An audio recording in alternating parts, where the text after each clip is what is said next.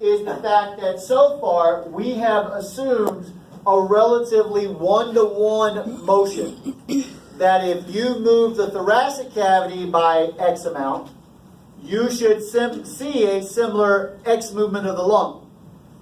But the truth is that there are things about the lung, or even perhaps about the thoracic cavity, that might cause it to be more difficult to change those volumes than in perhaps another person. We call this concept compliance. All right. The idea with compliance, and the reason we care, is that if you have a person where compliance is low, they typically can change volumes, but it takes a lot more effort, and the amount of volume they can change is more limited. All right. It's probably easier to just show you what causes it, because then it becomes kind of intuitive. If you have a person whose lungs have been damaged in some way, perhaps it was smoking, perhaps it was asbestos exposure, perhaps it's another particulate pollutant, okay, and they develop a lot of scar tissue in their lungs. The bottom line is that scar tissue is going to be much more difficult to expand. And so they are going to have to work that much harder with their muscles of breathing to try to lead to a volume change. And so chances are pretty good they won't be able to get quite as much of a volume change as someone that doesn't have those issues, or perhaps they themselves before those issues became apparent. Another thing that matters, surfactant. If your surfactant levels go down, what might be happening? What might be happening in your alveoli? Let's put it that way. They might be sticking together. And if they are sticking together, it's very hard to change their volume, right? Okay, you may be trying really hard, but you can't from the outside unstick them, not as an adult. Okay, so that lowers your compliance. Mobility of the thoracic cage.